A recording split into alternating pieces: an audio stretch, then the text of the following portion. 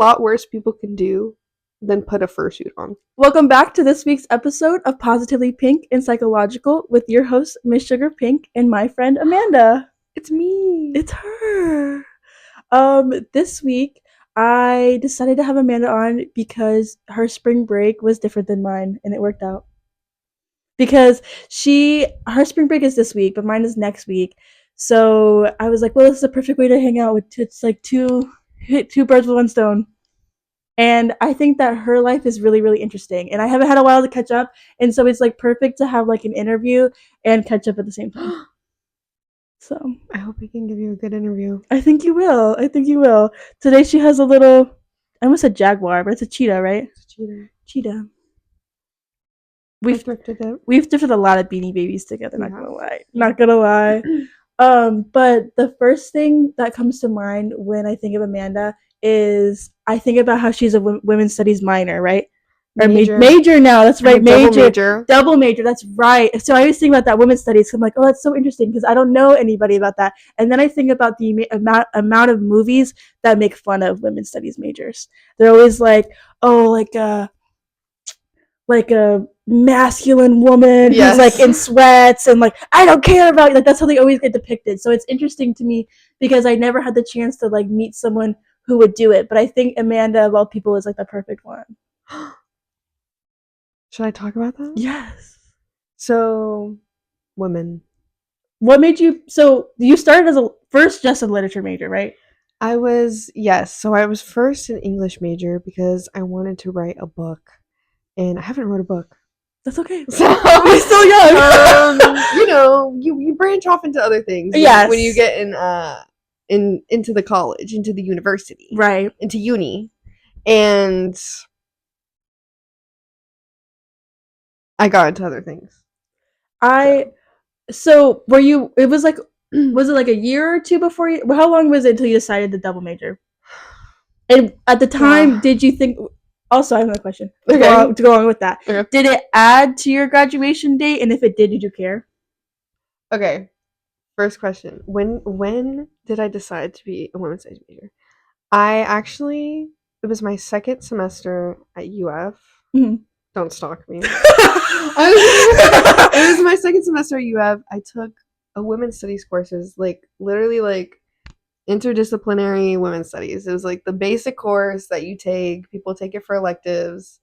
And I was like, this is literally the best class I've ever taken in my entire life. Yeah, it was really good. It was so good. And shout out to my professor. She's not gonna see this. She's not. No, I don't. You sent it to her in a Canvas message. Yeah, I sent it to her on through Outlook. And yeah, so I took the class with her. Literally, this was the biggest like thing that UF could have done was to put her into this class and have her teach the class. Because literally every time I look her up and I'm like, ooh, I wonder what she's teaching. This is me just rambling now. I wonder what she's teaching. She's always teaching that class. Wow. And they know she's good. I'm looking at directly at the camera. They know she's good because they got me. They probably got other people in the class that I took too. They trapped you. They trapped me good. You know, like the little things online. It's like how to trap me. Yes. No, because I think there was a time we were thrifting like in an antique mall, and we like went and we were like looking at all like the Playboy like calendar things. And I find it so interesting. She's like, yeah, basically like in class that's all we do, which makes sense because like you're studying women, and that's like the best, like the biggest way women are depicted as our sexual objects. Yeah. We'll get into that later. What was the other question you asked? The other question was, did it add to your graduation date? Yes. Or, like, yeah. I never got to this one. Okay, so yeah, second semester, I was like, yes, I'm minoring in this. I added it as a minor. So at the time, I was an English major with a women's studies minor. I was moving along. I got into film a lot, and then I was like, ooh. Looking directly into the camera again. We got to make a change. And then that's when I added a women's studies major because I love the classes so much. It was after, again, the professor that I had the awakening in. Yes. I took Latinx sexualities with her. Literally also one of the best classes, and it might have been because of her. I don't know.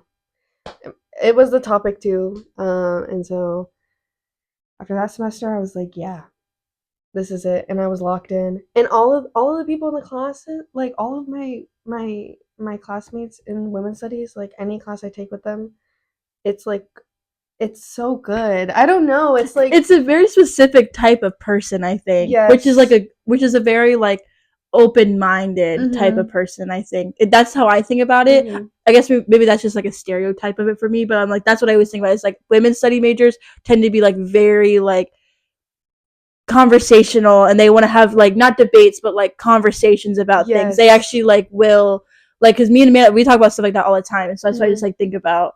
Yeah, we'll talk about the craziest shit. Like there like there's always debates going on with women, and like I remember one conversation we had was like women rappers and like the whole thing with like Nicki and Megan the Stallion, and it was so many things. We always reference pop culture and stuff, Mm-hmm. and like pop culture, women are in pop culture, guys, and there's just so much shit Such going a backbone on. of it too. Yes, there's so much shit going on that like it needs to be studied. Let's study our brains. It's literally like I remember like when Sabrina Carpenter did the fucking Mhm. album cover, and Yes, everyone was yes. like, "She's taking back women. She's taking back women." Blah, blah, blah, blah. And I'm like, bro, I'm like, No, we literally be talked for real. about this. No, we literally did. I was Yeah. like, this. I was like, be fucking for real. Like, one, you're dumb because that's obviously not what she's doing, and two, one person is setting back all of women. One person. I keep looking at the camera. Like this is a heart to heart. Like No, literally, because I'm no. like, I literally was just so gobsmacked. I was like, what do you mean? Yeah, I know.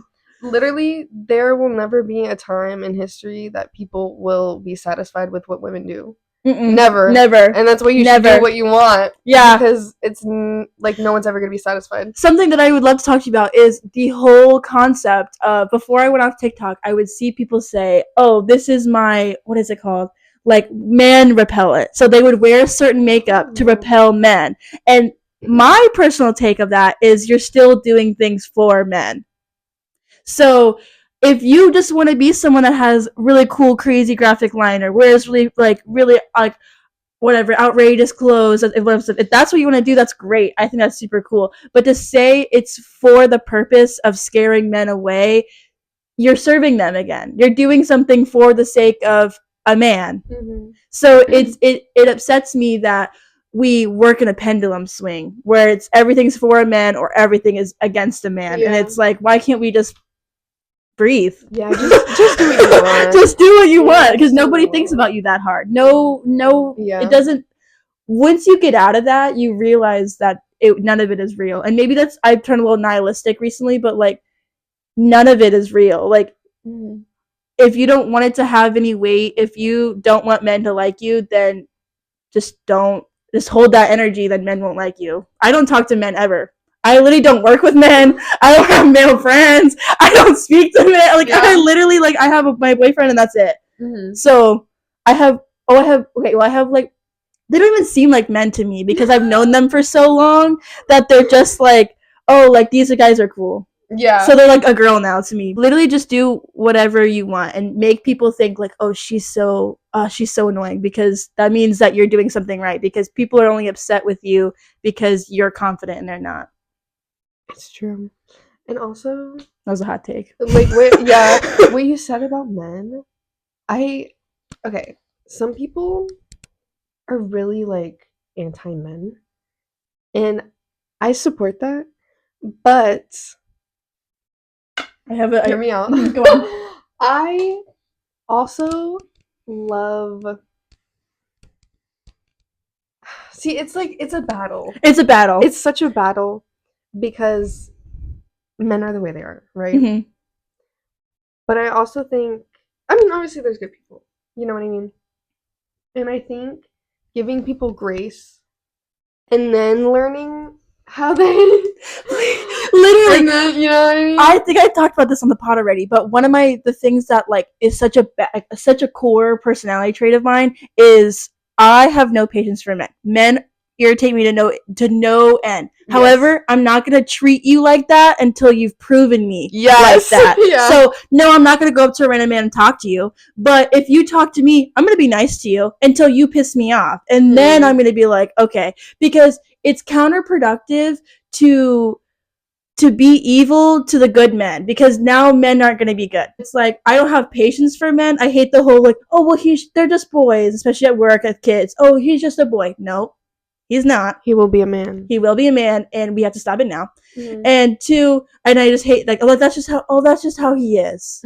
I hate that saying. I knew a person like that where everyone would say that's how he is, and I was like, well, he's an asshole. Yeah. And he can stop. So it's finding that happy medium of where I have a lot of issues with men, but that's my own history and my own problem. That's not this random man on the streets problem who's just being like, have a good day. Also hard because women hold so much on their back in society and a patriarchal like structure. So like there is a reason that we feel all of this. So it does suck. You are right. It does suck that we have to be nice to you, even though the men as a concept suck. That sucks, and it's really hard sometimes to do that, to listen to a man like vent about problems that aren't real. And I'm like, male loneliness epidemic. Shut the fuck up. Like, but stuff like that. But it's also you're not making history if you're just gonna keep backing up, taking steps backwards, and stooping down to their level. There's nothing's gonna get done if we just keep acting like that. Yeah.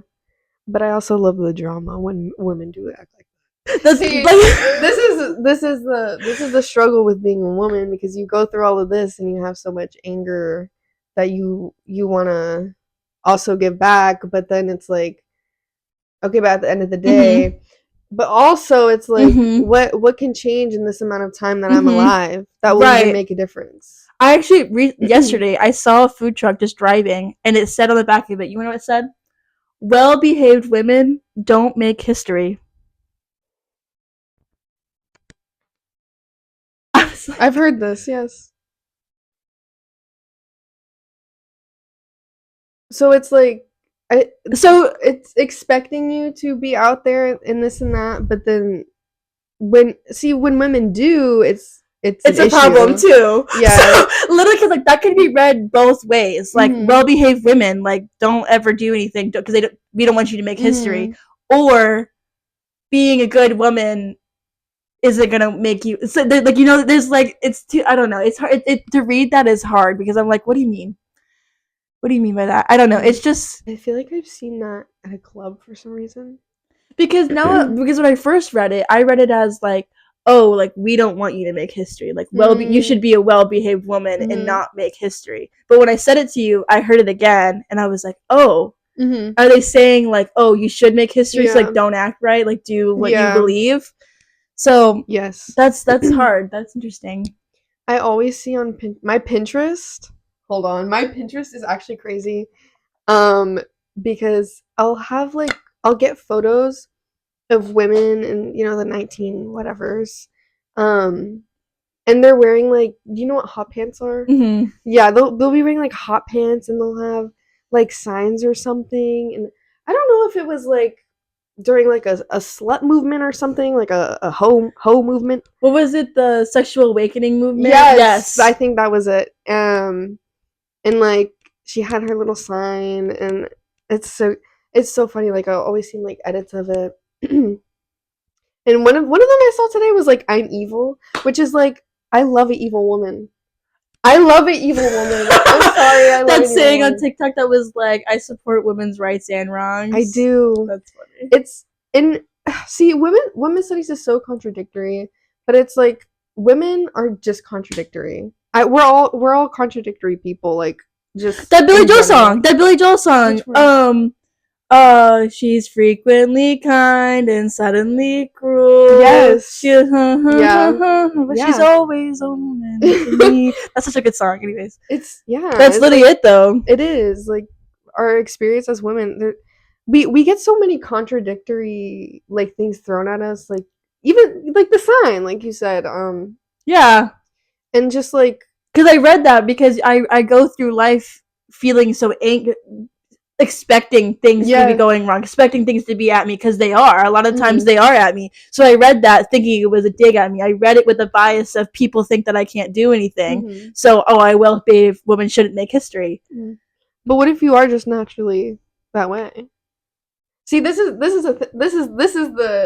what we talk about in women's studies. It's like, so I'm in one class, in Introduction to Black Women's Studies. Okay. The reason why we have that class specifically is because Black women are really left out of African American studies and also women's studies, which is like, which is like, which is like, you would expect, double whammy, but so there has to be a class made for that specifically. That's unfortunate. Guess how many people are in my class? 4. Honestly,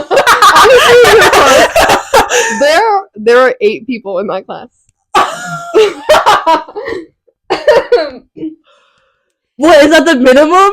No. Do they have to have at least 8 students? I don't. What's the minimum of the whole course? When do you call it? Like, oh, only one person showed up. That's so true. I haven't thought about that. Who knows? But I honestly didn't think it would be possible to have a class with 8 people. But it is. It? Imagine it's still in like a lecture hall. Yeah. No, it's in a decent sized class. It's honestly, it's in a class. Do you all sit spaced out? Yeah. Yeah. No, yeah, it's really so funny. That's so funny. It's literally in a class. It's in the same building of one of my other classes that has like 30 people in it. So imagine how many seats. It's really funny. Yeah, but the reason why the class is the way it is because I'm gonna go into women's studies. Go for it. Yeah, that's right here. So basically, Black women, they're in a weird in between. So if you think about the hierarchy of society, Black women are all the way at the bottom, right? Because of race, they're women and gender, and Black. Yes. And so and then some of them are gay. Some of them are gay. Yeah, that's another thing we like talk about in the class. It's like there's so many movements, just like political movements, like BLM, the gay rights movement, that were pioneered by Black women and stuff like that. And of course you have overlap, but like historically, you can't, for some reason, you can't pick multiple. There's always like a weird, but like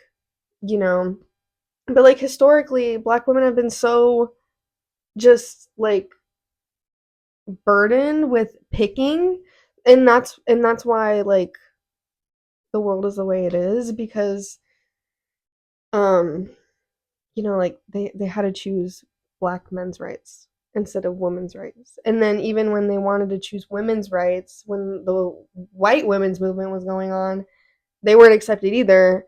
And then it's just like this whole thing. But one thing we've learned in the class is like, if we solve issues for Black women's rights, then everything else will kind of trickle, But like, I'm getting to the point. No, I like it. I'm interested. No, this is interesting. But like, there's a lot of psychology stuff that we talk about. Like, a lot of it is like, oh, you're doing research, gender, stigmas, stuff like that. There's a lot of stuff that I've gone into. So we talked about that. Talked about Black women being on the very bottom of everything, and then being the same exact people that are the ones that are like, we should make a change, and then pioneering it. Yeah, I love media. See, me too. This is why people that study what I do should be making, film and television. Because you think about those things that other people think is stupid. Yeah, and it's like the whole concept when everyone was so like, it doesn't Ariel doesn't need to be Black, blah blah blah blah. But like, I don't know. Why not? I don't know. Go to literally, why not? Yeah. It doesn't matter. And 2, seeing little Black Ariel backpacks, and then seeing the kids have them, and seeing little Black girls have them. I couldn't imagine what it is to be like a Black parent, and then finally getting to have like, oh, my little girl gets to have someone who looks like us, and she gets to be raised where she's not going to feel as different because she's right there. So like, it's just like, I think about that because I remember seeing that last year. It was like a little girl having one, and it was really exciting. It's so cute. Like genuinely, I hate children. Like I That's don't like okay. That's children, okay. but like seeing children happy and like having that is so When important to only just a growth. few years ago they couldn't. They it Yeah. was still this whole like we don't ever talk about that. Mhm. We don't ever no one dared talking about the fact that every princess, majority of the princesses are white. Mhm. Like Yeah. I was that made me think of like someone, I can't remember what, but someone said like we've only grown up knowing like having a black president, like knowing like because I was 4, I think, during the yeah, election. Girl, I don't remember that. you were like But that like, one baby on then with her. but like, I'm just like, I wonder. I think about, I'm like, what changed? Like, what changed for me to see that? And like, I'm also wondering like, what changed for other people to see a black president like, growing up? You know? And then in the same lifetime everything moved backwards. Mm-hmm. I literally So remember weird. making a joke to my mom like a few years ago, and I was like, oh, the first thing to go is going to be women's rights, and then it's going to be gay marriage, and then we had that issue with women's rights of right to vote, the Mm-hmm. fact with the whole last name thing, where if your last name doesn't, in some states if your last name doesn't match your birth certificate you can't vote, so married women just can't vote.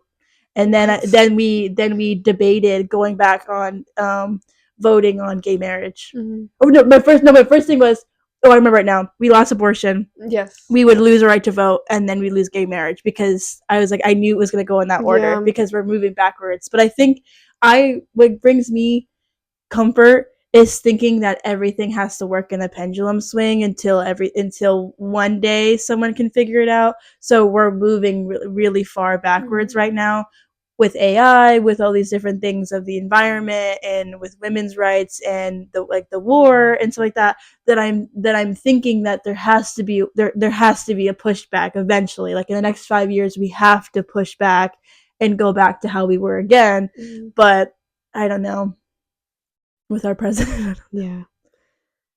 Yeah. I oh my gosh, in class almost every day we're like, guys, we need to do something, we need to do something. Like literally in all my classes, it's always like there's like a urgency to do things and like talk about things and like, organize and like actually do things to help the state of the world. But it's like I think cuz like you said this, it's like, oh my, you were like, I'm so happy to live like such a fulfilling and busy life sort of thing. And I was like, that is so like that's so true. Like I am like so grateful to be in school and like talk about these things in class and like learn. But then it's so it does make my life so busy that I can't actually do anything about anything. And it's like, guys, what? Why? What are we doing? Like, why? It seems counterproductive, It does. It's like productive, but it's also like, not in the way you want it to be. yeah. And it's like, what the guys? Because I actually, so when I started this podcast because I think very like monologue, so or soliloquy. I always think like that. I think out loud and I talk in like these weird monologues, and so I was like, oh, that's literally just what a podcast is. So I just started recording it, and then I remember when I was starting, I was like, oh, I don't want to talk about certain things because it's the internet and you never know. But then I had to like I had to really, really get over that. There's literally an episode of me just being like, I don't know how to get over this. I'm so scared to talk about anything because it's just the state of our world right now is you say anything, anything, agreeing with that person or not, you're Mhm. wrong. It's because of how you're saying it, who is saying it, what they're saying, what about they're saying it, what about the time they're saying it, Mhm. at what point are they, all these different things, like no matter who you are, if you're like anything. So it's just like it's difficult because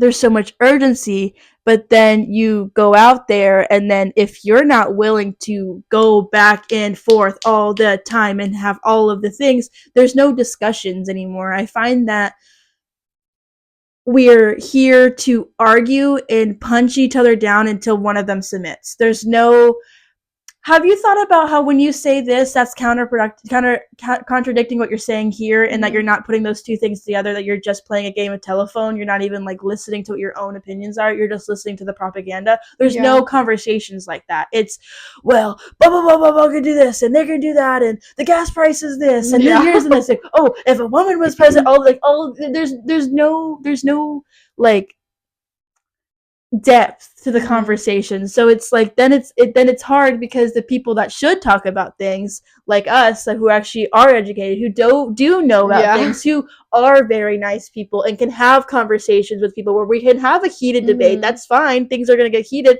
but I'm not gonna go tell you should die. Like it's like these are the people we are.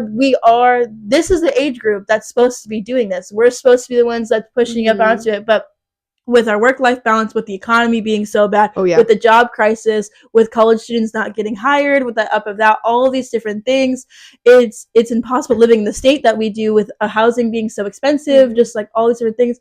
It's like, oh, well, I actually can't go to that rally because I have work. Yeah. So... And if I do get off work, they're not going to give me any shifts anymore. You know what I mean? It's like, it's always like a... You got to be careful what you're saying at work. Mm-hmm. Yeah. It's ridiculous. I'm gonna take off.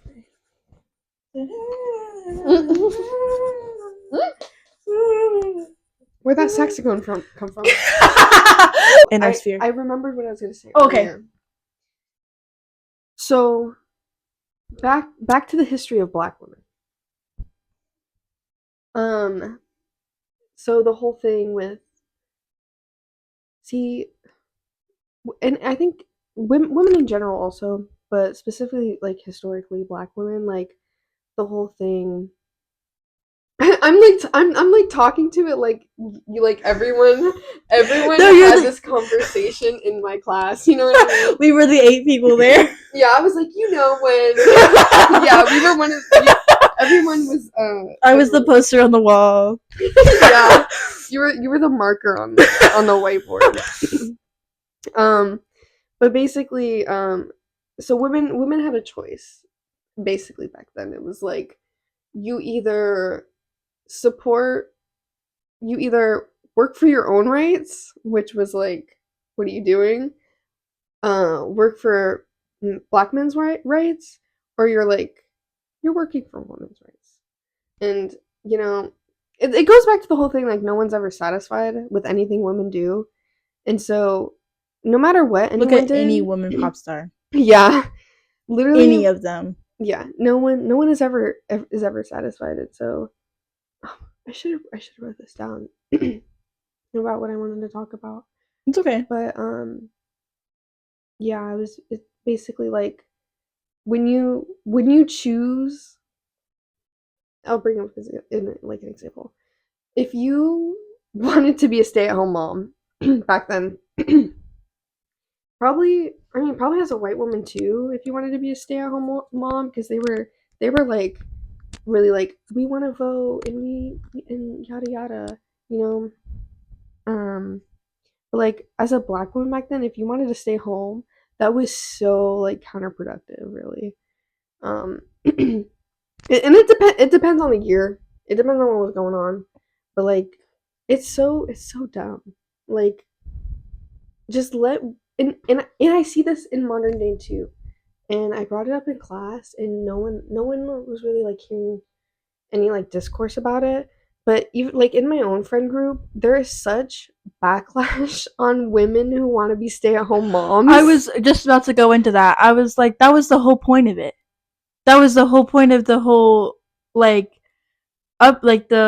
women's right movement, was to have the choice. Yes, that was the whole point. You know, it's what? All about choice. What pro-choice means? Yeah, to choose. I'm not gonna roast you on a spit because you want to choose. Yeah, so it's so. That's the point of it. That I'm like, guys, what are you fighting for? I'm like, you're losing what you're fighting for in the battle, because you're so worried about punching each other down. Yes, you're not remembering what you're fighting for. You're listening to all the propaganda. You're just getting angry. That's what they want you to do. They want you to get. That's what they want. They want you to get angry. That's what they want. So I'm like, you have to remember what you're doing and why. Yeah. So the whole point that we fought against it was so I could choose to work. Yes. I could have a bank account and a credit card if I needed to. But if I wanted to stay at home, I could. Exactly. It doesn't matter. And low-key, staying at home sounds real nice right about now with this recession. So. I know. That's what the other side thinks you are. They think you're this person that's so angry that once that's so anti-birth, all this stuff. They never want to do. That's what the right side thinks. So it makes me so sad that people get so heated that they forget that they're falling right into their trap of it's so unfortunate. Yeah. People should be able to do it. Literally, want to. If they are keeping themselves and the people around them safe, I don't care. Yeah. That's like people are like when people talk about furries, I'm like, why are you thinking about them so hard? Literally, you're obsessed. I literally think about that all the time because people get so. I used to know this girl who would get so. And she hated them. She hated them because they were sexualizing animals and stuff like that. And I'm like, they're not having sex with animals. So I could give a difference. I could give a rat's ass if they want to draw a dog. I literally don't care. I don't care. Yeah. You're not hurting me. You're not having sex with an animal. You're not, all these different things. There's a lot worse that they could do. A lot worse. There's a lot worse people. There's a lot worse people can do. Does that sound right? Yeah. There's a lot worse people can do than put a fursuit on. that should be like the clip. You're literally right though. You're literally right because like I could name a few right now. Like, and so I don't know. One of my favorite things is like seeing online that they're like at conventions of like people in like full like costumes or cosplays or fursuits, and they're like, yeah, I'm a data specialist or I'm a CEO. I literally love it because like I'm like, a lot of these people are the backbone of our society. Like, you're judging them and they're the reason that you're getting your pay stub. And you know who else is a backbone of society? He's pointing. He's like, and you know who else is a backbone of society? Black women. Yes. And also sex workers. Have you ever met a sex worker with a college degree? You probably have if you're a man. You just probably didn't know she had a college degree. Yeah. Think about that. Like, literally. Vanilla Mace. Was she a stripper? Yes. But I don't think she had I don't know if she has a degree. But I love Vanilla Mace. Literally the sweetest person ever. I don't know. My thing is like anyone who thinks that stripping is easy, I invite you to take a pole dancing class. One intro to pole dance. Just one. And I would love to see how good you are. You have to have strength. You have to have, am I in frame? You have to have I'm still like traumatized. Yeah. You have to have so much strength. I have taken about 4 now, and now I'm like getting kind of good. And I have a lot of strength. I may not as much anymore, but I like am, so I don't know. So like, I always think it's so funny that people are like, oh, they're just so easy. They're just getting naked. I'm like, no, baby. That's an art. That's literally an art. Like, the things that strippers do is amazing. The things that they do, like the way when they're holding the pole, and then they're like walking around it, like they're like, you want to from here down, core strength that takes shit like that. So I'm like, they act like it's like they're doing nothing, and even if they were, you're the one going. Yeah, literally, it's like, it's an art, and you have to be able to talk to people. And low-key, like, there's different ways you can view like strippers talking to men, right? Like, if you're like a master manipulator, or like you have to like be a certain way. It's like serving. Yes. You have to get tips. Yeah, and you have to like, you really have to work someone. You know? Do. Like, you have to talk to them, you have to get to know them, and then you're like in. Especially if they want it, because they want to give you their money. So you need to make them. Sometimes. Yeah. You're true. It's like all about like, oh, like the seduction of it, like getting it on. So it's like, I think that those people are so funny because I'm like, you guys can't even flirt with a woman, and you're telling me that you can like, or flirt with it, like you know what I'm saying? Like, you're telling me that you're gonna go do amazing at the strip club. Okay, then go do it. Like, okay. I low-key, I have a, I don't want to say I have a thing against like 18-year-olds starting to strip, but I think it's also very dangerous. I think my issue on that is they're choosing something that they I think about the psychology side of it, that you're Mm-hmm. not really understanding exactly what you're doing. No matter how much you want to say at 18 you understood everything that you did, you didn't. At 18 I made a lot of choices because I didn't have the brain development of it. I made a lot of choices that Mm-hmm. I could tie back to simply just not understanding consequences to my Mm-hmm. own actions, because you learn that at a young age, like cause and effect, but you really don't start really putting it in play until you have experience with it. So if you're 18, you don't have a whole lot of experience of it. You're not thinking about the amount of work that goes Mm-hmm. into it. You're kind of thinking, oh, well, I'm getting naked and people are giving me money. It's Mm-hmm. not like, okay, I have to spend all the money on the heels, on the supplies, on the buy-in to get into the Mm-hmm. club. I have to audition for a club. I have to Yeah. get taken for a club. I have to then do that. I have to work all these weird hours. I have to start on Mondays and stuff like that. Then I get to work my way up on the Saturdays, Yeah. and then I got to figure out that I have to promote myself. You're not thinking about all of what goes into being a sex worker or stripper, of all these different things, because you're thinking about the end result, because that's Mm-hmm. all you have the brain capacity to do just yet. So I think it's inappropriate to make big choices like that when you don't understand what you're doing, because think about how many people change their majors in college. It's just like that. So it's Well, like it's very similar, like you're not understanding. yeah. You have to go figure it out first, and Mm-hmm. something like sex work you can't easily come back from. It's not as easy as changing your major, because a lot of the time you have to post something online, and unfortunately that's going to ruin your whole reputation or very close to it. Mm-hmm. So it's I just don't think we're I just don't I don't think that they should be entering it that young, Mm-hmm. because they don't fully understand what they're doing. And if people get angry at that, then that's okay, because I would rather save a girl's life and have her decide on it for about 2 Mm-hmm. years and then do it, because no, I'm not against it, who cares, but I think you should be something that you think about for a little bit, Mm-hmm. because you like it's like people like that's not like SZA was a stripper too, and she talks about, she's like, I never Mm-hmm. want to go back, I never want to do it ever again. It's not all glitz and glamour. It's very Mm-hmm. scary, it's hard, there's you could get kidnapped, or all these different things could happen to you. So I think it's unfair to put that much on a child, because we don't even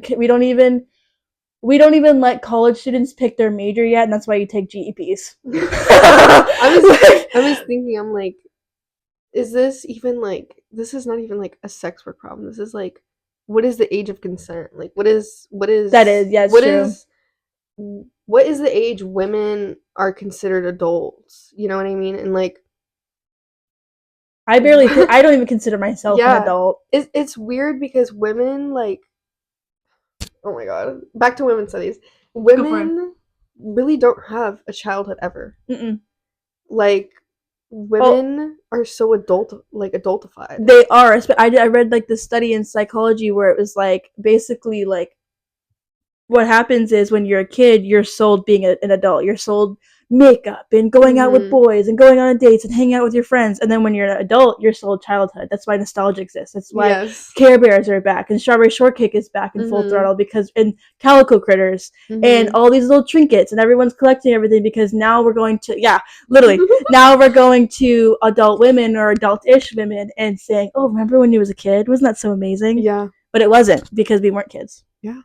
Like we're in like, there's just like a whole other think element. think about baby dolls. Yeah. You're given a baby doll as a little girl because you have caretaking tendencies. Yes. You're built with caretaking tendencies. You're built with this motherly instinct. So you're taught how to take care of a baby at Mhm. 4, Yeah, and it's pink. and it's And it and it's and it's pink, pink and it has bows and and you you get a little know, play kitchen. yep, and you get up yep.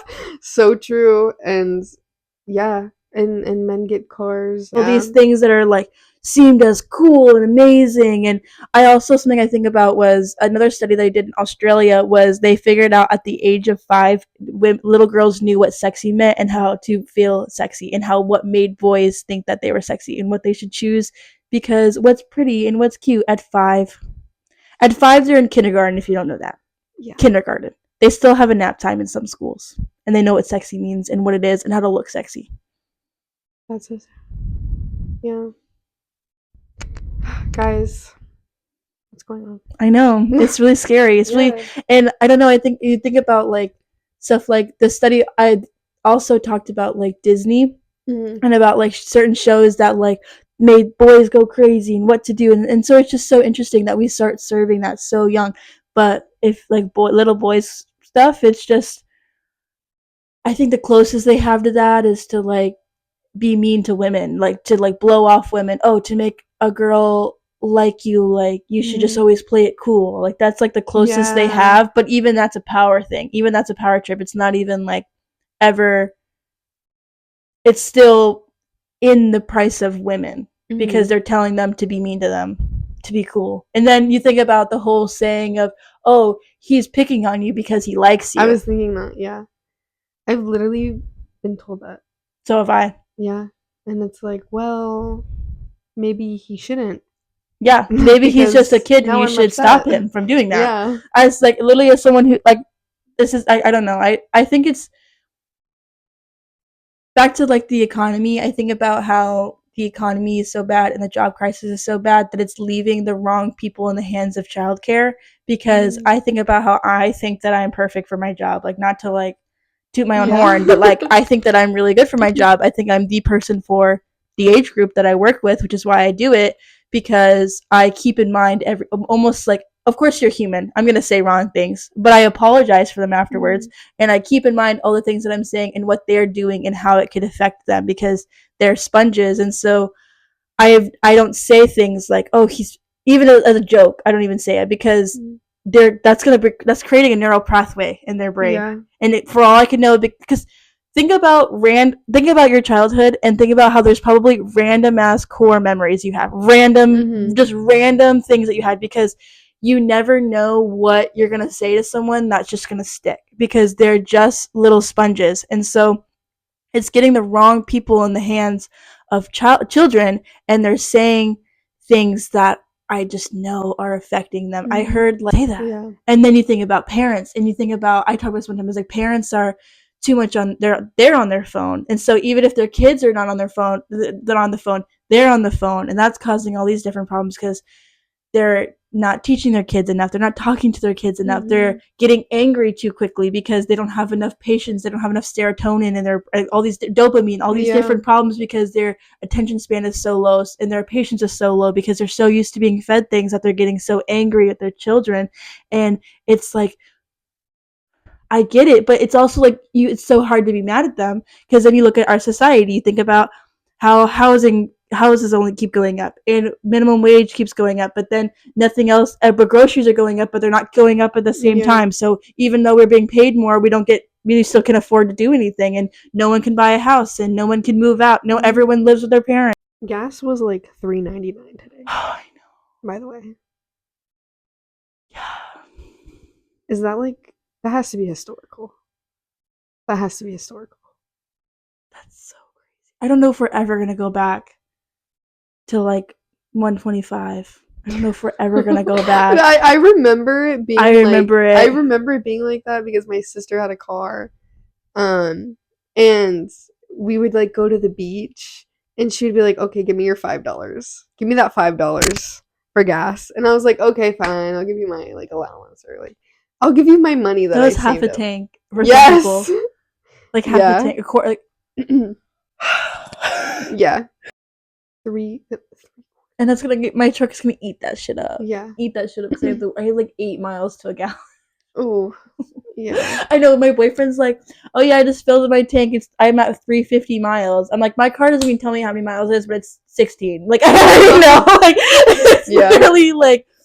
Anyways, but yeah, so not to go on like a tangent, but like I think about children a lot. Mm-hmm. Obviously I work with them and that's my interest with school, but I just think about our society and the things that we say, especially to little girls. Mm-hmm. And that's why I'm so like something I've been practicing recently is, if I get upset, as I tell like I've always said this, but I've been like really saying it recently, where I go, after I get upset with them, I usually tell them, "Oh, what's wrong? Like, why do you think I got upset with you? Do you see how it's my side? Do you see how I can be frustrated with you? Mm-hmm. Like, I didn't mean this." I have a conversation with them.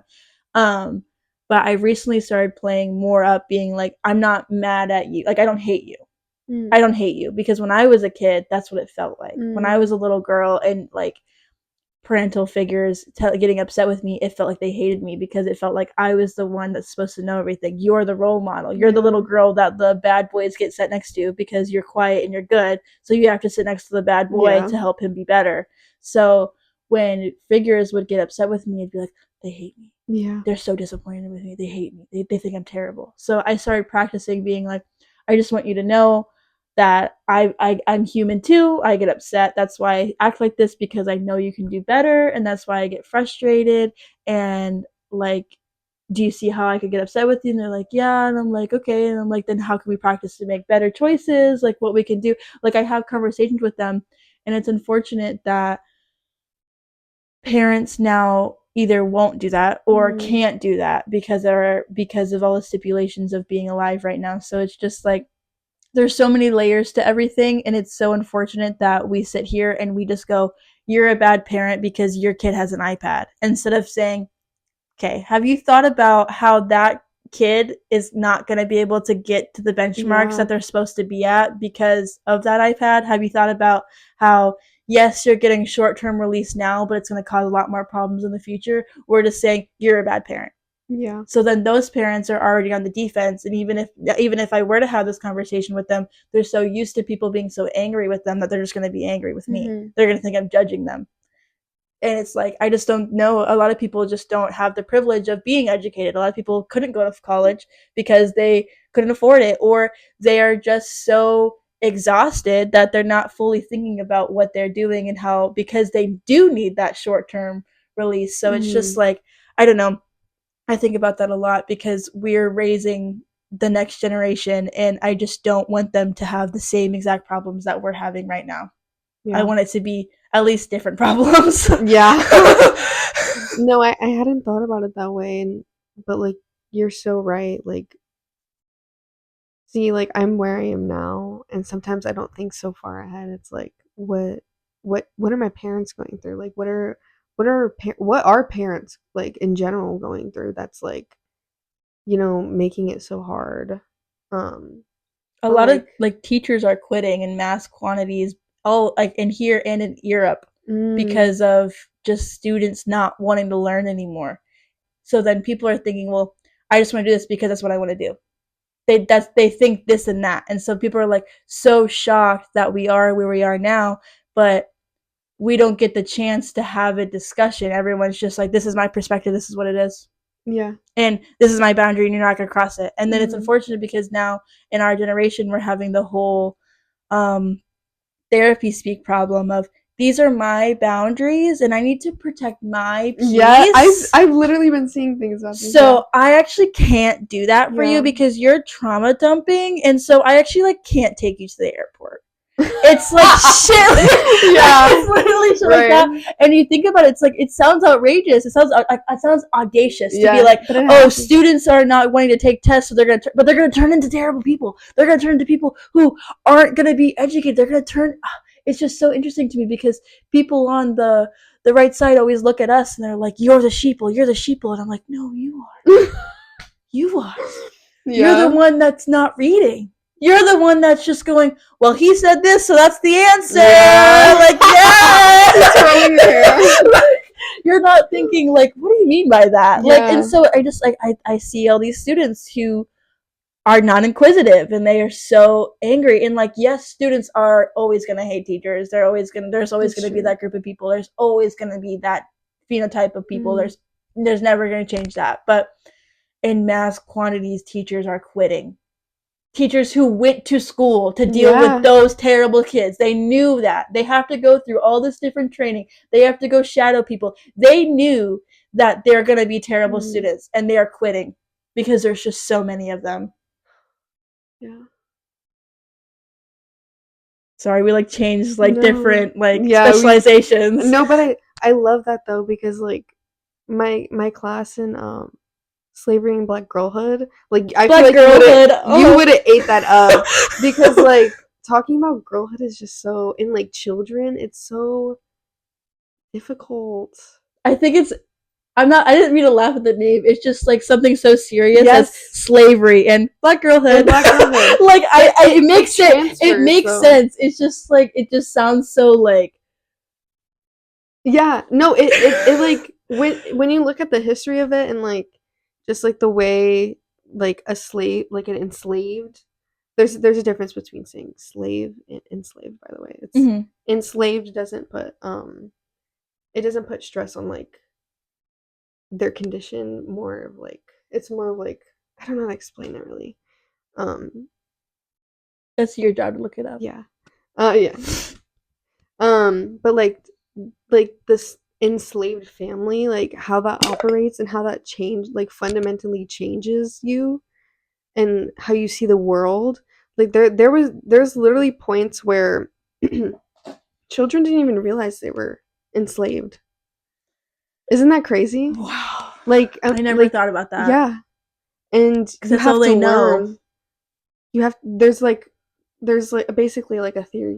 You like learn to a certain extent, either it being like through gossip or like things like that, like Yeah, cause like as a yeah, cause kid. I guess when you're like 4, 5, Yeah. 6, you're not thinking about how wait, the people that are being mean to me are all one Hmm. color, and then we look like you're not thinking about Yeah. that because And you're not taught that yet. yeah, and there's also a weird overlap where it's like Hmm. some black children played with white children. And so it was like, well, okay, like we're playing together, like there's, we're friends basically. And then you kind of you like learn through like certain things, either being like you learn that your parents don't have as much authority over you as you think you do, or you hear it through gossip, or you hear it through um like you wonder why, like, well, why is my friend that lives up in the big house, why do they get to read, type thing. It's like Yeah. the heck. And then it's like a whole different layer for girls, Wow. and how they dress. It's you I think you would have really enjoyed it. Yeah. Yeah, but That's interesting.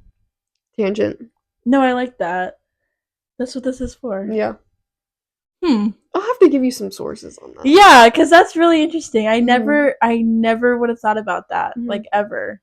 I think you would like reading it, like how they actually like learned like this is society. And then there's like points where they'll grow up and they'll realize it, and then they'll get like kind of angry, or like they'll react to it, you know what I mean, like not differently I kind of. feel yeah, because I was like, oh, I think that either you could wake up and be like, this is so like, Hmm. or like, I think if it's like everybody, that's so interesting because I think that some people would probably wake up and be like, oh, I have no control, I can't do Hmm. anything, so then they would feel like this like ever, and then I wonder what mental illnesses like came from Hmm. that, let alone depression, anxiety, Yeah. obviously, but there's a lot of things that can branch from a young age if you're understanding something or you create like a bias in your head, it can cause all these different problems Hmm. later on. So I wonder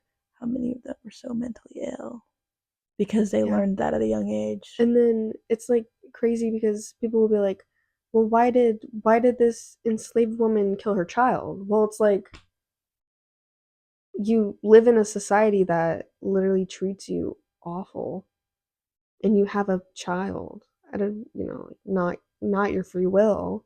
And then it's like, well, what's the point?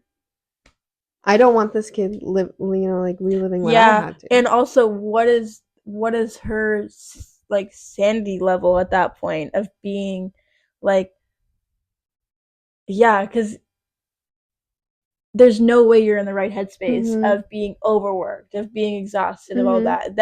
Then at a young age figuring out you have no control. So you're either seethingly angry or you're somewhere in between or you're just so hopeless that you have some sort of like obsessive compulsions Mhm. and all these different things and murders most murders happen in the heat of the moment when you're not thinking about it. Mhm. So some she could have potentially just got like some mothers could just get so angry that at the system that they're just like, this is easier, this is better, or Yeah. this is either whatever. Like they're not thinking, or and so I don't know. It's like I think that a lot of people then would be like, oh, you're. Then it goes back to the mom. Oh, you're a terrible mother. You're doing this and that. Yeah. Like, yes, she did murder her child, but you need to think about it. Like, why are the curtains blue? Like that. It all goes back to that. It all goes back to that where everyone's like, I remember being in my AP, not AP, my ACE literature class, and everyone was like, this is so stupid, blah, blah, blah. That's why a lot of them failed that exam. Yeah. And I did it. But they were like, literally, they were so like, I'm like, but the point of it is not, I'm like, you are right. The author did not, most likely did not make the curtains blue because the person was sad. You're right. Yeah. Maybe they're just like, congratulations, blue. You are right. Yeah. Here's the thing though, we are in class and we need to teach you how to be a human being. Yeah. So when you go out in the world, you know how to think because that's what you're there for. So it's so like, I literally like, you're right.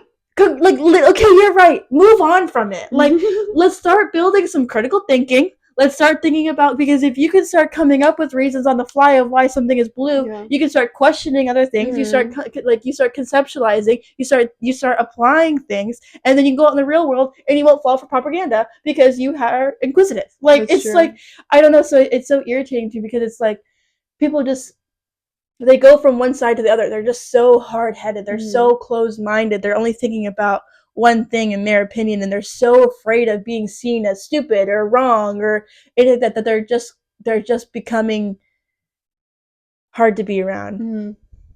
Yeah. Like when you were saying that, and I was like, maybe they're just like blue. It's like, I mean, obviously not everything was written for a reason, but it is good to question it. It is. For sure. It is. And especially in high school, like I was never mad at my at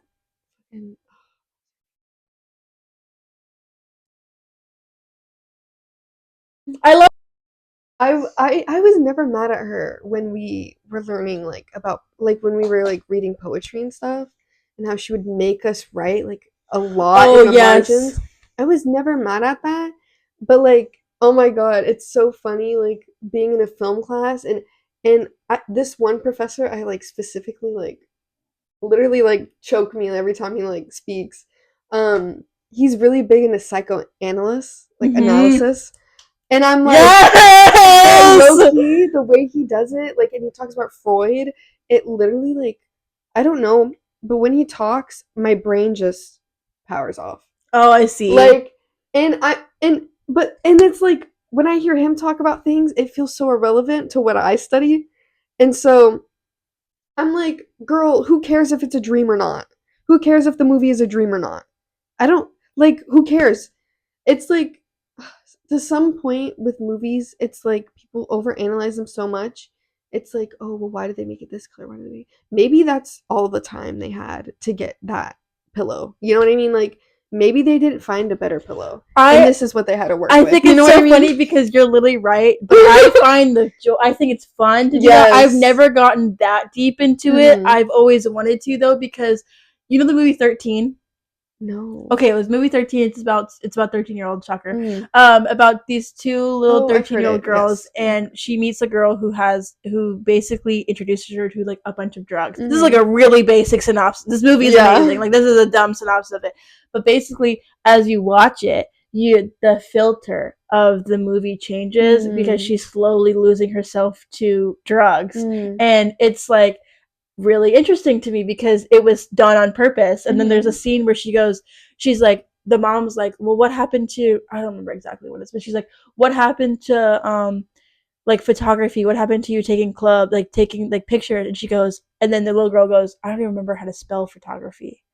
And it's like in this blue filter because like she's just like really like, and I thought that was really interesting, and I really like that movie because you're slowly losing it. And then I like movies like Donnie Darko that are like psychological thrillers, and you have to think about it like that because I think that's interesting, because I think the subconscious works a lot more than you think it does. And if you ever write a poem, if you ever wrote a movie, if you ever did anything, and someone points out like, oh, well, did you pick this because of that?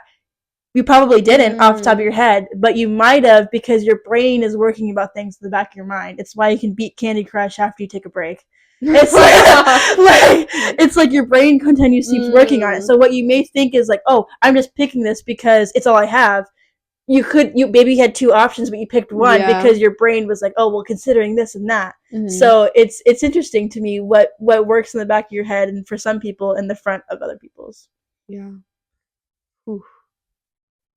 Yeah. I like to think that some movies aren't as deep. Like Yeah, maybe sometimes they're just a movie. That's why, and I like those kind of yeah. movies. And you know what you talk about subconscious? Maybe maybe I do have a bias against that man, that professor. Maybe, And that's why I'm and that's just like, okay. He is a whatever. man. Yeah. I don't blame you. Like Mhm. it is a lot. That's a lot of what we talk about in psychology is biases and Mhm. understanding what your own are.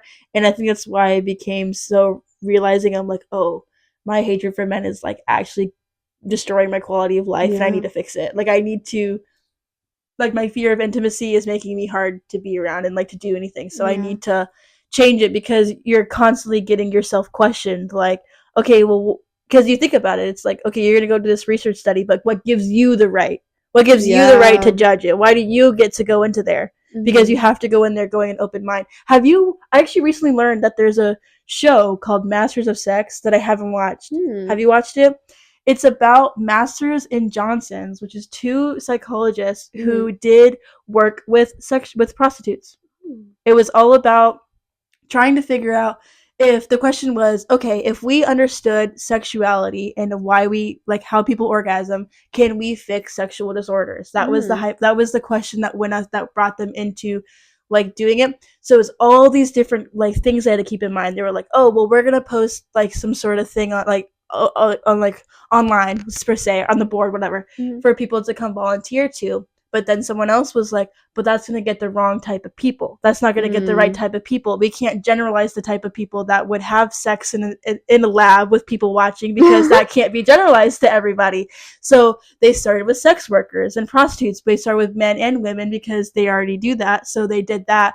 And then they started posting about it. And because the sheer amount of people that did it, they were able to generalize it. So they had a bias thinking that no one would do it because they wouldn't be able to generalize it um. because they thought that it'd be only people with different kinks and stuff like that. They Right. didn't think that, oh, an average Joe would go do it. And people Mhm. did. There were some people that would just go do it once. There was other people that would do it all the time. Yeah. You gotta get a wide pool out there. Yeah, I don't know. I just think bias. Well, that's literally all psychology is Mhm. personal bias. Yeah. We talked about in my sexuality studies class. Most boring class ever. But the one thing I did learn was that if you're ever doing a survey, don't just do it on campus. Don't just do it on campus. Because, Really? yeah, it's mostly, like certain amount of Oh, age, yeah, people that are true. Yeah, educated, it's people that, true. yada Oh, yada. yeah, that's very true. You know? Like an acronym, but it was Hmm. basically saying like it couldn't be in America, it couldn't be this, it couldn't be people in their 20s, it couldn't be educated, it Um, couldn't be like college like age stuff. It had to be like that's how I found the study about the 6 to 9 year olds mm, about learning what sexual like what yeah, sexy was at 6 and stuff like that in Australia. yeah. Um, but yeah, it's so interesting, and I think about life like this a lot. And it's something else that we could talk about is how do you feel about the whole woke friend where people are like this conversation right now, Mm. if someone was if someone walked in, they'd be like, oh, the woke friend. Like it irritates people that we have conversations like this, That's really funny. That's right? really funny. I think especially because Um, you're in an echo chamber, you're in a women's study major, so you're around the same yeah. people as you, so you wouldn't feel that way. But people like me who have I have a Yeah. very generalized major, people would be like shut the fuck up. Yeah. I like to think I'm not an echo chamber because the way English in women's studies is organized now, a lot of like other studies are sort of just dropped. Like my one of my English classes is Afrofuturism. Oh, And I think I've heard of so that class actually. yeah, it's a really good class and it it's different than my other English classes. Like you know, like last semester I took queer lit before homosexuality, and that's literature. Like that's we're reading diaries, you know, like we're reading things that, you know, but like in my Afrofuturism class, we're reading novels, we're thinking about the history of it, we're watching movies. It's definitely different. So I like to think I'm not an echo chamber, but I think I am in some sense because, you know, I'm like, see, I'm not an echo chamber as in like I already know everything that everyone is saying. I learn when I'm in a class, you know what I mean? But echo chamber in the sense that You're I around the agree same with type of them. people. Yeah. Yeah, they're liberals. They're gay. They're, you know what I mean? Gay, blue hair. No, you know Yeah, what I yeah, mean. literally. No, me right now. Yeah, I'm yeah. kidding. I You see because me. I think about because it's like actually something that I've been like struggling a lot with recently is actually I feel like I'm not an echo chamber. I Mm. feel like I'm alone. I feel like Mm. that. I feel like I'm the woke friend that pisses everybody off. Like I feel Okay, like this that's is where where this comes the from. yes. I think about it because there are a lot of times where I will talk to some people and they're just like, mm-hmm. Yeah, like they're like, or I'll start talking about like, oh, the job crisis, and they're just like, okay, I don't know how to explain it. That they just like they don't know anything about it. So hearing me talk about it, like awkwardness, or they're annoyed that I'm me, or they Mhm, think that I'm a pessimist, or mhm. they think that I'm just saying it to say it because at the end of the day, oh, what is this white woman talking about? What Yeah, does she know? It's so interesting to me that the only yeah. way that I could think that was if I had the lived in experience. And People are like, "Oh yeah, you're an artist and you have pink hair," and it's like people expect you to act a certain way, and it's so stupid. It's it's like, all made why? up. None of that is fucking real. Yeah, and it's like also the you have to like there's a proximity to like it's like the whole thing with like, oh well my girlfriend's black, so well, yeah. Or like something like that, or you know like, oh I have a black friend or whatever. It's like, why don't you care about these things? Like what if you didn't? What if you didn't have a black friend? Then what? Yeah, Would you still care? why do you have to have like I said that lived Yes. experience to have empathy? Yeah. I think that people have become very scared of having opinions because of what we talked about of being roasted on a spit for saying anything. But there Yeah. comes a point where you need to push through anyways Mhm. and find your people, where you find your environment of it. And it's very hard because it is very, very hard to find those people. And it's very scary to start slowly talking about those things because you never know what someone's going to say because you Yeah. can't judge by someone who like, Mhm. looks. Everyone expects me to be the most liberal person ever. And I pretty much am. But there are people who also have dyed hair who are also alternative and are conservative. That's like actually kind of scary to think about. Right? You know what's funny? Actually, when I was at a Goodwill one day, I was thrifting. I was minding my own fucking my own beeswax, and I was looking at like the display case, and I was looking. My mom calls me, so I call my mom. I'm like, "Hey, mom," and she's like, "Hey, like, can you go to Barnes and Noble real quick and pick up this order for me? Like, if I were to place it right now, would you be able to pick it up?" And I'm like, "Oh yeah, like I don't mind. Like I'm like kind of just wandering around. Like I'll go pick it up for you. Like don't worry, I'll go get your books. Like I'll go get the blah blah blah, all this different stuff." Yeah. I say something about books. Hang up. Thanks, love you. Talk to you later. Hang up. What kind of books do you like? I was like, what? That's scary. And he goes, you talked about picking up books. What kind of books do you like? Okay, first of all, Mm. you're just admitting that you were. No one Listening. ever does that. If Yeah. you are obviously thinking someone's cute and you're gonna go approach them, Listen to their conversation on never the phone. like admit to that. Like what? So I'm already like, what the fuck? Yeah. And I'm like, oh no, like I don't really read. I'm picking up for my mom. Yeah. And he goes, oh okay, blah blah blah. And he's talking, and then I don't remember this whole scenario, but I just Mhm. remember like just at one point I was like, I just want to see where this is gonna go. Yeah. And so I'm talking to him. I'm like, yeah, all this stuff, all this stuff.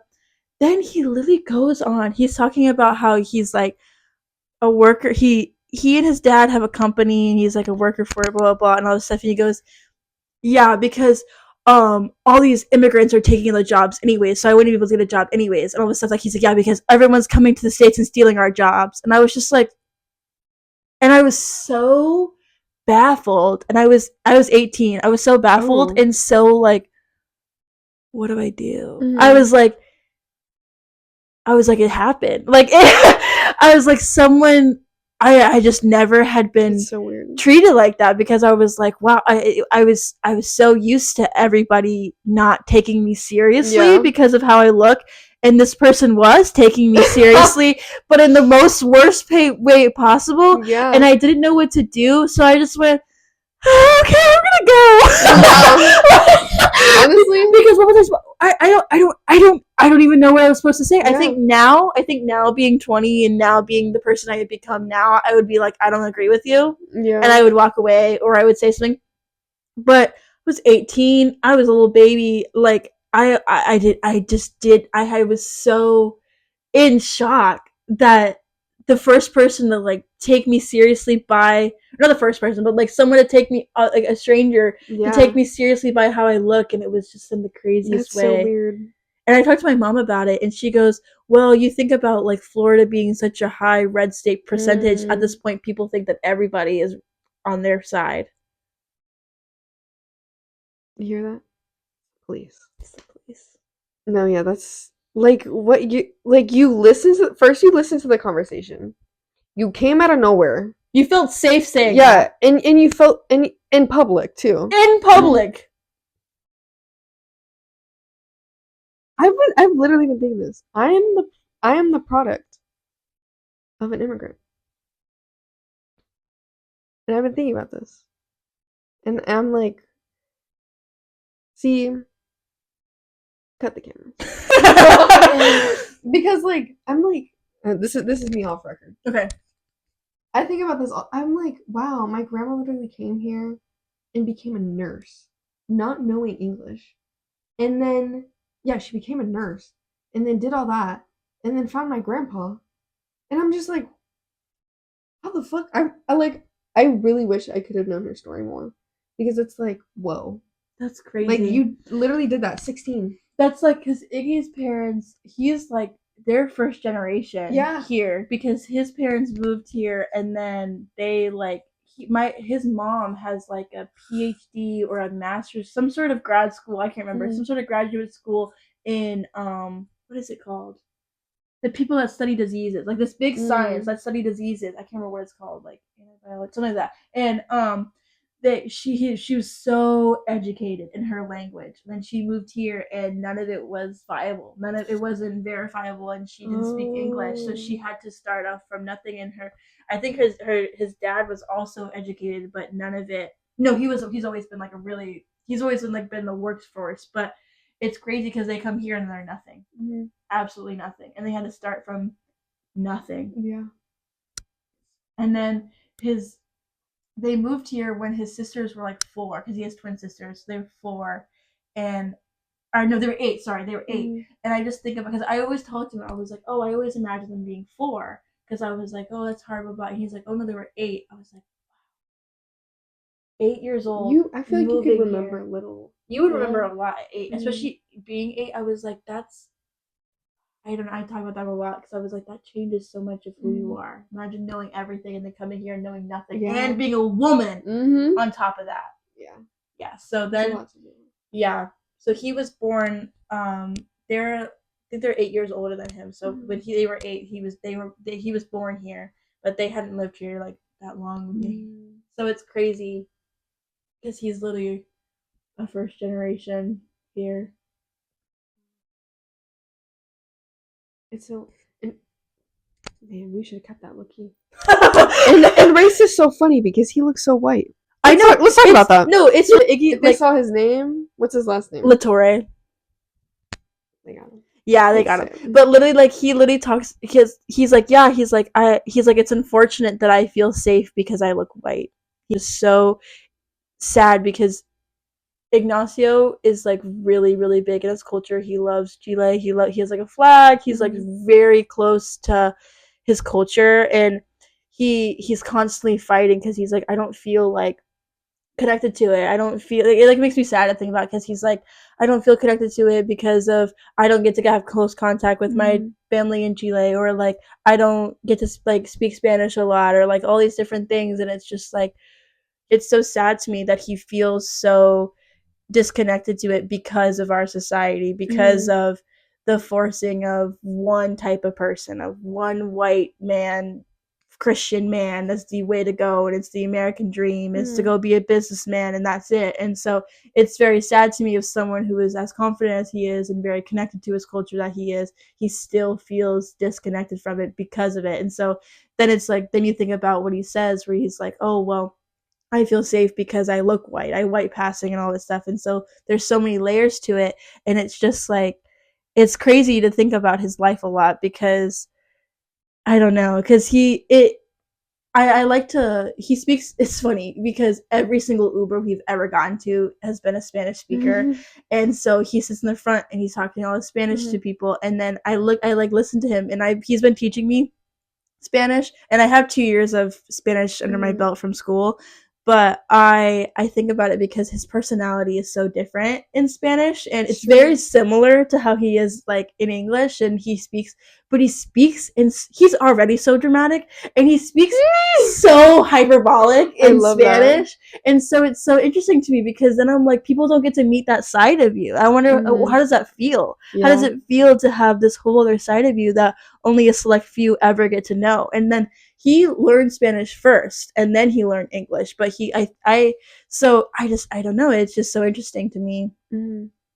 No, I've literally heard that where it's like when you learn a different language, your personality kind of changes and the way you like present yourself changes.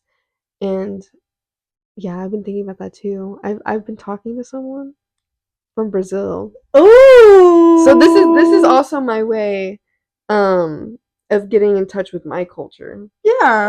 Um but like he said something like I'm so funny in Portuguese and I bet he is. I literally bet he I is. was like I bet you It's are. it's the same way that Ignacio's mom is so smart in Spanish. Yeah. I know she is Yeah. because she went through all that school in Yeah. Spanish.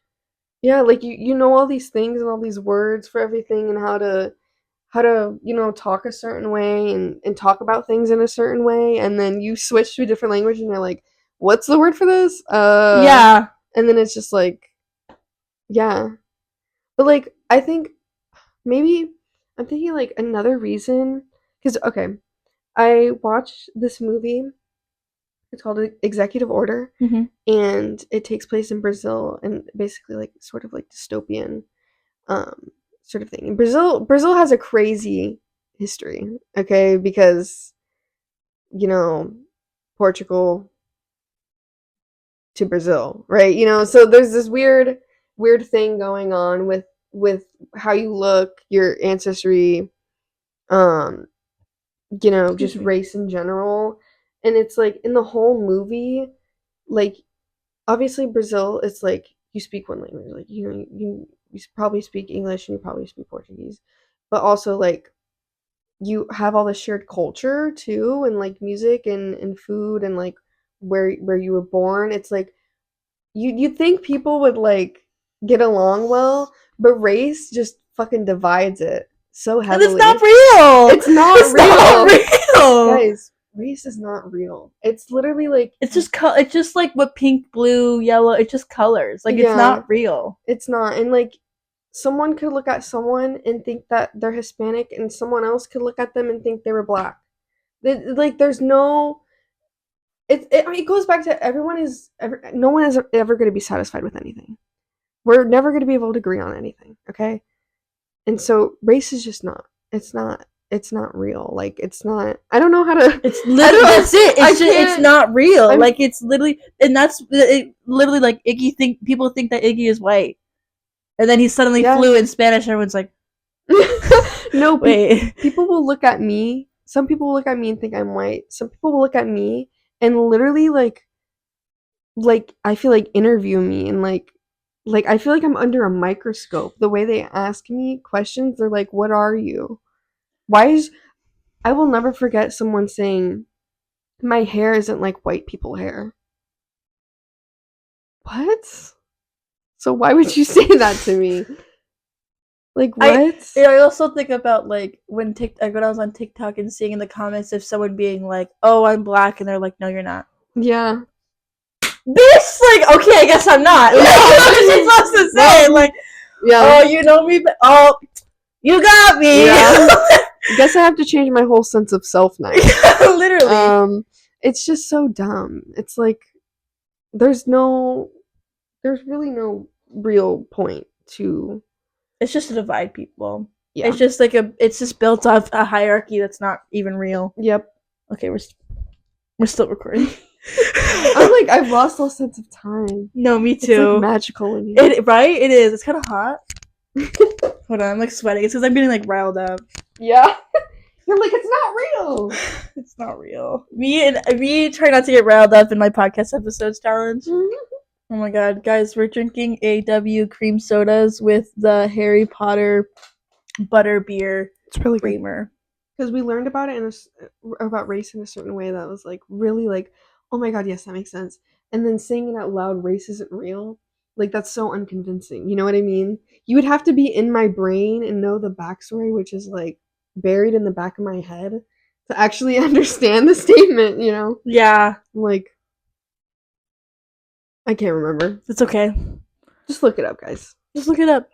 That's your homework for this Yeah, week. and don't read the AI. Yeah. Don't when you Google it, don't read the AI summary of it because if that's all we're doing, we're not actually using any websites. Um, they're gonna become obsolete. They're gonna get shut down. Oh, true. Yeah. And then where are we getting our information from? And also on the psych side of that, Yeah. is you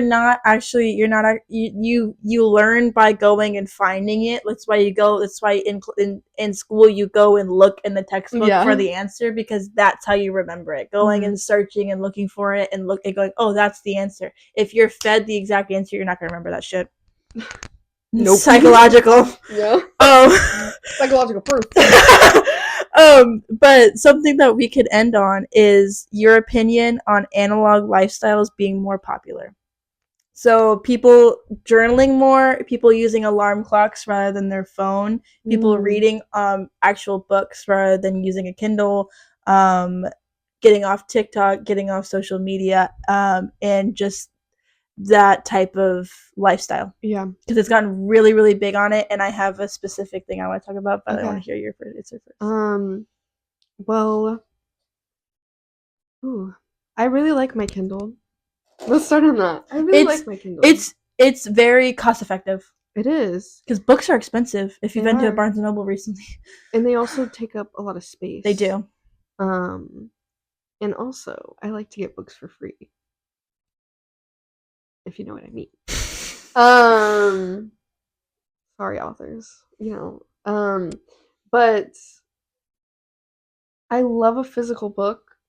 I love having DVDs. I love having physical media. Yes, I started getting into that with you. I think phones have become too like multi-use. Yes, that's what I was going to talk about. Yep, go on. And some of it's really helpful. Like I'm not gonna remember the day of my period, and this is why I have an app. Right, exactly. I think about like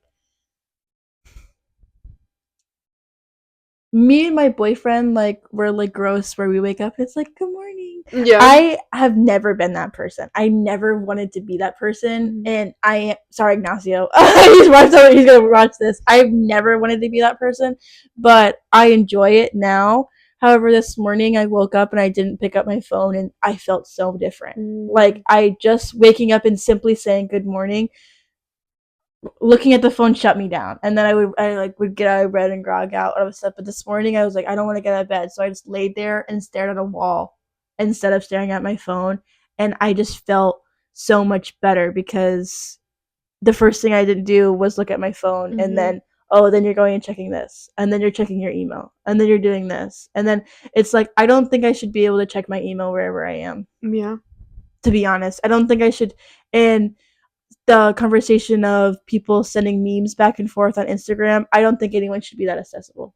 I don't think we should be in that much contact with each other that we're constantly sending things multiple times a day, in an hour, so many times, because it's not real, and there's no weight to it. Nothing in the conversation is anything. And so I think I literally like miss before Ignacio. It's not his fault, but I built bad habits when I started dating him. Was I used to like sleep with my phone so far away. I'd wake up, I'd get out of bed, I would journal, I would do yoga, I would go eat breakfast, and then I would check my phone. And then I would only look at my email like on my Mm-hmm. computer and stuff like that. But now the convenience of being able to be at work on my break and emailing someone back, but now I have I have caused so many issues with that. I have accidentally replied one person instead of reply all, and I've done like little mistakes where I've misread emails because I'm trying to do it all. I'm trying to be Yeah. so convenient. I'm trying to do everything on my phone all at once that I'm then doing nothing, and I'm just being counterproductive. Mm-hmm. Yeah. I feel I love when I had a little morning routine before I like I picked up my phone. I remember I used to stretch every morning Mm, before this was during COVID, okay? COVID. when we were allowed to be human beings instead of workers or students. Yeah. Like, you just go into the Zoom, be like, yeah, it's cool. I did this for class, and then you can log off, and then you're like, Me, birds are chirping, me, Loki, and then me having gym during COVID saying I ran a mile. that's actually so funny. That was a I real literally thing. did that. That was a real thing. Yes, I would be like, I woke up this morning and I ran around my neighborhood. Yeah. And and there was after I got like gym like was over, I did start doing that and stuff like that. But it's so funny, like writing a Google Doc of like the things that I did, or Yeah. it's like one of my assignments was record myself doing like 20 sit-ups. Yeah. That was fake. Anyways, go I think on. I took gym at like FL. Yes. Ooh, this is Oh, telling us where we are. Well, oh well. but yeah, I think I took gym or like maybe like CPR or something. I don't know. But like CPR on a they phone. were making us weigh ourselves and do this and that. I'm like, girl, this is like low key traumatizing Yeah, literally. for a teenage Okay. girl. Girl, what is gender? Let's talk about that next. Anyway, Not real. yeah. It is, but it isn't. Right. It's made to be real. It's made to be real to make you feel comfortable. But if you don't need that to feel comfortable, then No. it's not real for you, and that's Yeah. fine. And I've changed so much. Oh my god, I've changed so much. Good. I love being a girl now. Good. You're growing. I don't mean good. Whoa. That's not what I meant. I'm like, good, you should be. I'm like, no, I meant like good as in like it's good that you like you're feeling confident in that. Yes. You're feeling comfortable in that because Yes. that's why it exists. That's why gender exists. Is so it's like, oh yeah, I feel like a girl and I'm a girl. And that makes me feel complete and I feel like I'm a part of something. I'm a part of girlhood. That's what it's there for. It's not to be like to so it's like I think of the same thing with sexuality where it's like if you don't want to give yourself a label, then don't give yourself a label. If you even if it's like the whole thing of like, oh, it's like, oh, because I like girls and boys, but I don't really very often call myself bisexual because it's like that doesn't feel fitting to me. We can talk about that later. I just kiss people. That's what Yeah. matters to me. That the label doesn't make me feel better. I don't need it. But there are people who do need it. It makes them feel better, and that's why it's there. That's why gender's there. Yeah. Sexuality is so funny. Like, not like funny, but like funny. I took a sexual behavior class, and I loved it. It was literally one of my assignments was define a booty call. No, yeah. There was like, dude, I've been in classes where they're like, let's name. Okay, wait, maybe I shouldn't say this. Say it. Because my professor was like, don't post this anywhere. Don't take photos and post this anywhere. Florida. What? Florida laws. Like, yeah, apparently we can't name all of like the types of like sexuality, like words. Oh, is it don't say gay? Probably. Probably something to do with that. Probably something to do with that. Or the curriculum, you can't use certain words anymore. Interesting. Apparently, you can't use race, gender, sexuality, and like. Oh yes. Yeah. What is? I can't remember what that. Yes, I remember. So many things happen with the women's studies like department that like I hear about it, But then I'm like, okay, that's happening.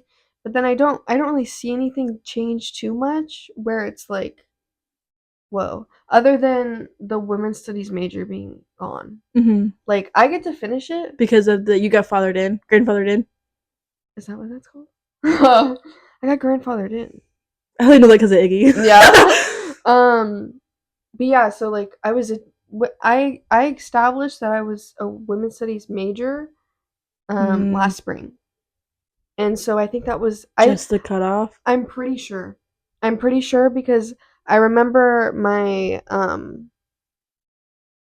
advisor being like, "You did this at like a perfect time." And I was like, "Oh." What do you mean by that? And I It's was like, interesting that the time that we're challenging women's rights and race rights is the time that we're challenging the majors of the education for it. yeah. Just think about that. It's concerning. That's all that's literally just think about that. Yeah. Like that TikTok song that's like, the government wouldn't do that, government wouldn't do that. Oh yes they would. Yeah. It's concerning, and it's also like women's studies is so valuable. It is so valuable to just being a human. Like what you said, finding empathy for people, being able to talk Because to everyone people. has a mother. Yeah, like literally, like just like getting to know people's experiences, being able to talk to people that are different than you, being able to, like have conversations like we've been doing, like that's all important to being a human and being in any single profession ever. I literally just like go to work. I don't mean to talk about like myself again, but like I just like go to work and I look at these kids and I'm like, you are our future.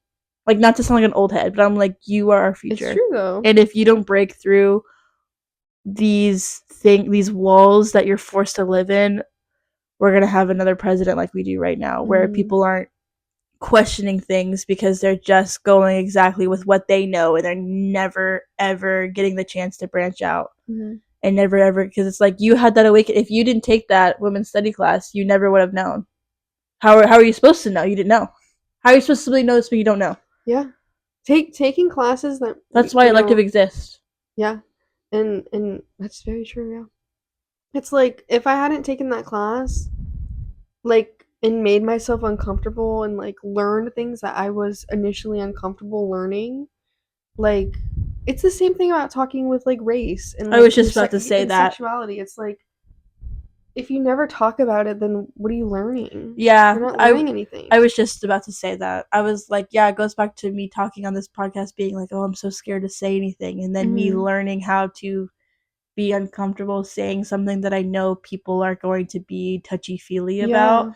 And it is important to talk about it because if everyone feels the way that we do, then nothing's going to get done. And we're going to go back to the whole like, oh, showing your elbow is taboo. It sounds, everyone thinks it's so outrageous, but I'm like, if you genuinely think about things in a timeline of how they happened from back in so and so day to now, it's like you see little things and then big things and then little things. So it's like, I don't know. Yeah, history always repeats itself. It does, like always. You think it, like literally think about something as small as trend cycles. Clothing. But oh my god, everyone was into the 90s. Everyone's in the 2000s now. Yeah, everyone's still Y2K. Then what? And then it's gonna be the 2010s. And then it's gonna be the 2020s. No, literally 2016. Oh my gosh, it's low-key 2016 right now. It literally is 2016 right now. That literally when it turned 2026, I remember everyone making all those jokes, and I literally had an episode where I had my friend on, and we were like dressed up like 2016 stuff because it was like that's what everyone was talking about. But it literally is 2016 again because we're challenging. Yeah, and we're losing rights. And Trump is in presidency. How long do we got for that?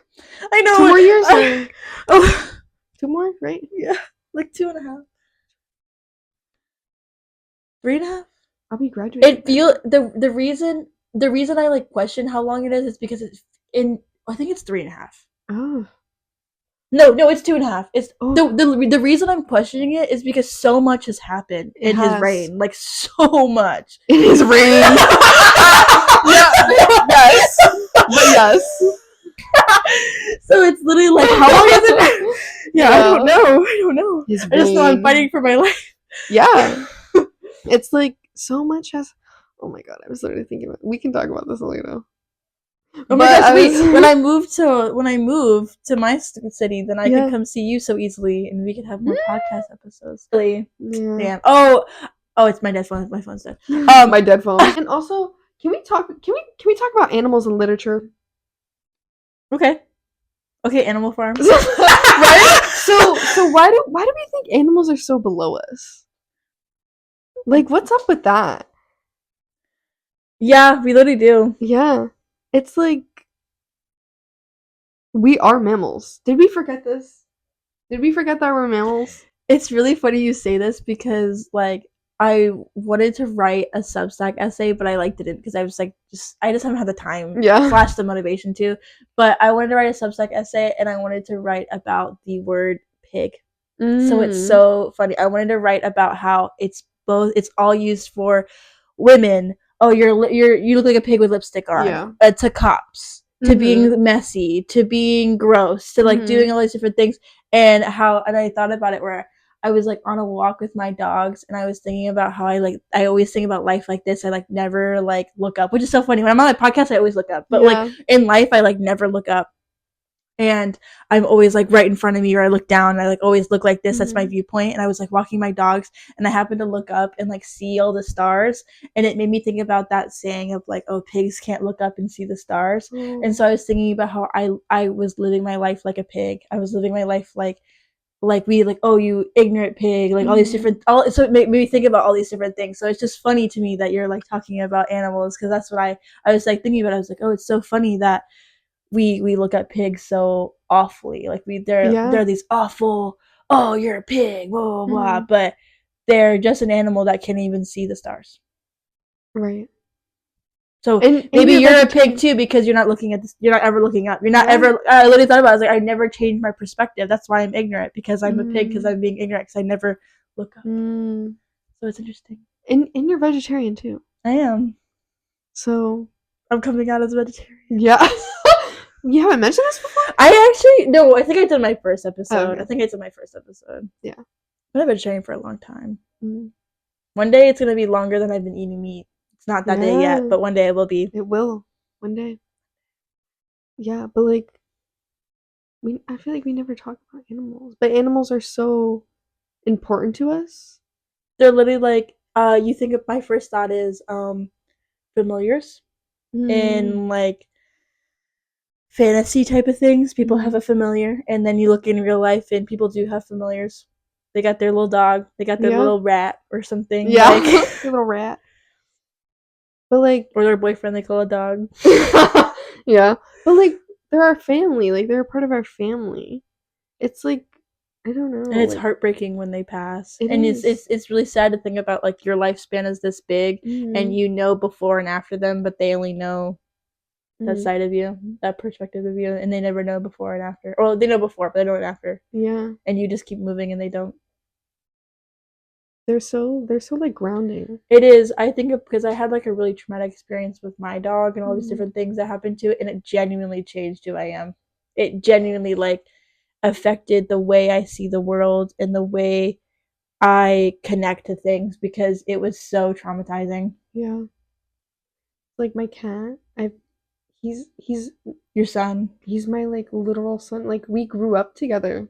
I was like 10, younger than that when I got him. And he's still here. Yeah, and he's still here. That's like Milo. Yeah, Milo's like 14.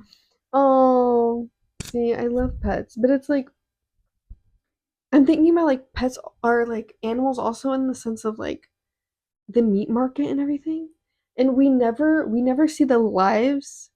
We only see. This is the issue with capitalism. See, this we're talking about everyone's. No, literally, this right here is where people would be like, "Oh, she's the woke friend." Like, this right here, like this is a perfect example of it. Like, I literally like remember someone talking to me about vegetarianism, and then I talked about how there's like seeing chickens and animals not be able to literally move because there's so many of them, and then people get annoyed by me because I'm like saying what the reality of the situation is, and like that's what our world is, and people get annoyed by it. That's what I meant by earlier. Anyways, go on. Yes, but like, and people are so comfortable with eating this meat because they don't see it. They don't think see about what you're it. describing. So when you describe it, then you're like Uncomfortable. but it does happen. It's happening. They're in such close proximity that they cannot move. Yeah. And like they'll hurt each other. They'll hurt themselves by accident. And there's like these machines that just shoot them and shit. Like they literally like veal is baby cow. Yeah. And we just eat them. Yeah. I think I read something that was like the lifespan of cows now is like 3 months or so. Yeah. When it's normally like cows live a pretty long time. This is Flash. One of these are about to die. Bro. But it's like we're never Oh, I just died. No. We are never confronted with the issue of the animal meat market and where we're getting our animals from. Where we're getting our meat from, it's just placed right in front of us. And just like how AI is placed right in front of us and we never have to think about anything ever because it's right there at the tip of our hands, and that's why we scroll on our phone because everything is at the tip of our hands. So true. Same with clothes, where clothes are coming from, where information is coming from, where fast food is coming from. Who the fuck knows what they're putting in there? But it's right there. Convenience culture. Convenience culture. So true. Yeah. I don't know. I like eating meat. See, I limit myself. That's the thing. I limit myself to what I eat. So, so I feel like I'm doing something better that's not just like ignorant. You're not just pretending it doesn't exist. Just like the people who get uncomfortable by my conversation, I was like, but that's the reality of it. I'm not saying anything against those people. I'm not saying you're a bad person because you eat meat. I'm saying that this is the reality of the situation and you asked me, so I'm gonna give you my answer. Period. Milk. Do you drink regular milk? I do. I actually don't drink milk at all. If I have milk, I like a nice oat milk in my smoothie. Correct. You're like ding ding ding. That's soundboard. Yeah, really soundboard. But like, oh my god, I was getting so mad at Ava when I told her that whole milk tastes like literal udder and hoof from a cow. Okay, I tasted it. Oh my god, it was like because I really wanted cereal. I put the milk in the cereal because they didn't have almond milk or like oat milk or any alternative milk in the dining hall. Okay. And big mistake, it literally tasted absolutely disgusting. She said it was tasting normal. I said, no. This is not normal. This is not a normal taste. This tastes awful. Because I mostly have almond milk at home. If I have oat milk, or if I have like a drink anywhere else, I get oat milk. But whole milk tastes so awful to me now. I can't say the last time I like sipped whole milk. So I bet I would have the same reaction because I think it's really crazy to me that people just drink milk. First of all, Agreed. Number two is I think that when I drink milk, it's like it's not whole milk. What's the other one? Oh, 2%? 2%. Yeah, I drink 2%. So I don't even know the last time I had whole milk. So I can't believe that was an option. It was so gross. And people eat it with their dinner. They drink it with their dinner. I know. That actually freaks me out. And like, is your stomach not like churning? like it's an ice cream machine in there. Like it literally. Genuinely.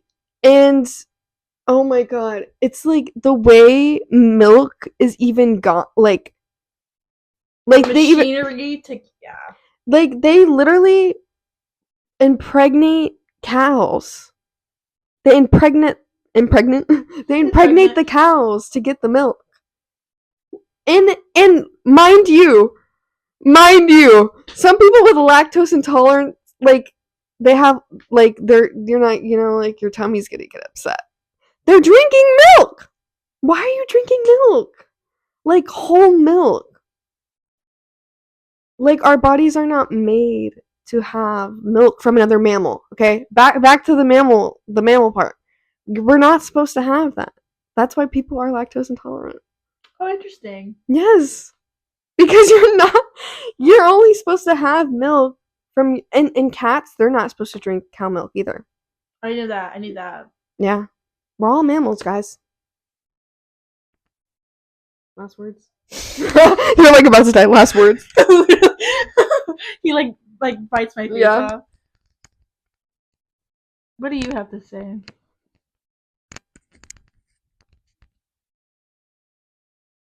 Go and vote. Go and vote. Register to vote, guys. Yeah. Be the change. It may sound cliche, but if you're not going and voting and you're not changing, then I better not hear you complain about a single thing. Agreed. Yeah. Well, that's all I have to say. Me too. All right, well, I'll see you next week. Stay sweet.